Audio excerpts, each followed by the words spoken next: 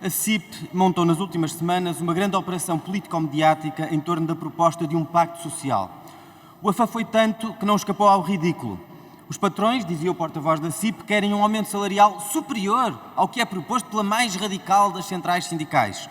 É caso para perguntar, então por que não o fazem, dado que está nas mãos das empresas concretizar esse aumento? Na realidade, o que os patrões querem é outra coisa.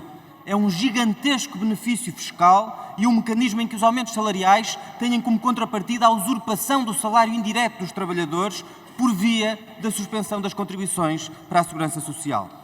Embrulhado num discurso sobre os rendimentos dos trabalhadores, a dificuldade de captar mão de obra, a CIP elegeu como uma das suas bandeiras um suposto 15º mês. Oh, generosidade dos patrões, tanta vontade que têm em pagar mais.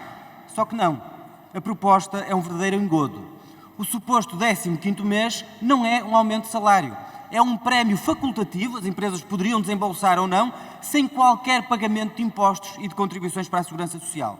Se dividíssemos pelos 14 meses, estaríamos não muito longe dos 6%, o que, aliás, também não anda muito longe do que os patrões já tinham, com o GT e com o Governo, acordado em concertação social, num momento em que a inflação era mais baixa do que aquela que comeu uma parte dos salários no último ano e meio.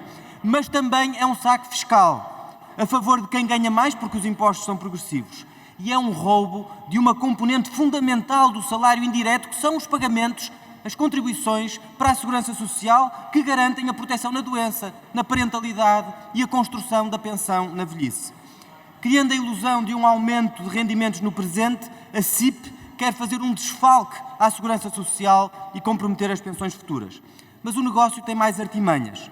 A Confederação dos Patrões propõe uma outra medida, um aumento de 14,75% no rendimento mensal dos trabalhadores. Quem ficasse pelo título pensaria que é agora que as empresas vão correr para a negociação coletiva a propor estes aumentos salariais. Só que não. Não só não se trata de um aumento de 14,75% nos salários, mas apenas de um aumento de 4,75%, como a contrapartida é, mais uma vez, não pagar impostos nem contribuições para a segurança social e ainda criar um plano individual de reforma obrigatório que transfere uma parte das pensões futuras para a roleta do mercado financeiro. É para aí que iriam os restantes 10%. Ou seja, num contexto em que tem que haver aumentos, pela inflação, pela dificuldade em encontrar mão de obra em vários setores, porque os trabalhadores mais qualificados imigram, a CIP quer aproveitar para meter pela porta do cavalo, como contrapartida, esse velho sonho da direita e dos mercados financeiros, que é abrir a porta do sistema de pensões aos fundos privados, desviando descontos para fora do sistema previdencial. É inaceitável e seria um golpe. Aliás, a direita política, os patrões e, infelizmente também, por vezes, o governo do Partido Socialista, agitam frequentemente, sem qualquer rigor, o fantasma da diminuição futura das pensões e da sustentabilidade do sistema de segurança social. Fantasma dissipado pelos números efetivos das receitas da segurança social. E pretendem agora cumprir a falsa profecia, abrindo uma fenda real nas contas da segurança social. A este catálogo de artifícios, a CIP soma ainda a proposta de reduzir em 50% a incidência de IRS e as contribuições para a segurança social sobre o trabalho extraordinário e sobre o subsídio de turnos. Mais uma ideia perversa. Nós não precisamos de embaratecer para as empresas o recurso às horas extra e ao trabalho por turnos. O que nós precisamos é de reduzir os horários de trabalho reais e legais, de desincentivar o prolongamento das horas extra e de restringir os turnos às funções que exijam estritamente esse regime, de desincentivar e encarecer o recurso a horários que rebentam com a conciliação entre a vida pessoal e a vida profissional.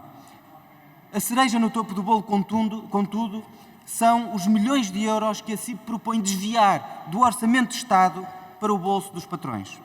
O nome pomposo que a CIP encontrou, com que batizou esta proposta, que é uma proposta de rapinanço fiscal, foi crédito fiscal para a competitividade e o emprego. Mas por mais galante que seja o nome, interessa saber o que é coisa. E a coisa é isto: deduzir à matéria coletável do IRC, o imposto sobre os lucros das empresas, todas as despesas com aumentos salariais, que ainda por cima seriam majoradas em 40%. Ou seja, num país em que os lucros das empresas já pagam muito menos impostos que o rendimento dos trabalhadores, que os rendimentos do trabalho. A CIP quer diminuir a base sobre a qual se calculam aqueles impostos e quer baixar o IRC para uma taxa única, não progressiva, de 17%, não distinguindo pequenas e grandes empresas e reduzindo os impostos justamente às maiores empresas, que são já aquelas que são mais capazes das engenhosas, imaginativas estratégias e arranjos de planeamento fiscal. Em suma, é um banquete. Não se pagam contribuições para a segurança social, multiplicam-se os benefícios fiscais para as empresas com mais lucros, substitui-se salário por prémios que podem ser pagos ou não, que ficam fora do salário, que agravam a desigualdade de género porque discriminam as pessoas que assumem, os trabalhadores que assumem mais responsabilidades de cuidado e familiares. Olhando a realidade para lá da aparência de uma súbita e improvável generosidade da CIP, percebe-se que os patrões estão a tentar responder à pressão para aumentarem salários com um truque para obterem do governo enormes vantagens. A questão é como reage o governo e o Partido Socialista. Como é que o governo e o Partido Socialista reagem a esta melodia dos patrões? E o que conhecemos da reação do governo é grave. É uma enfática abertura a um saque que deveria ter um rotundo não como única resposta. Quando precisávamos de um governo que defendesse da inflação quem vive do seu salário, quando precisávamos de aumentos significativos dos salários reais, quando precisávamos de uma repartição mais justa da riqueza e de maior justiça fiscal e não de mais borlas para quem tem mais, os sinais do governo são outros. Correr para os braços de um acordo com a CIP, que se pretende exibir, a acreditar no que têm dito os patrões à comunicação social, que se pretende exibir com a inclusão de algumas destas medidas absolutamente inaceitáveis no próximo Orçamento de Estado. Essa política, da nossa parte, merecerá combate. Haja neste país esquerda, haja sindicatos e haja movimentos de trabalhadores para derrotar esta política. Muito obrigado.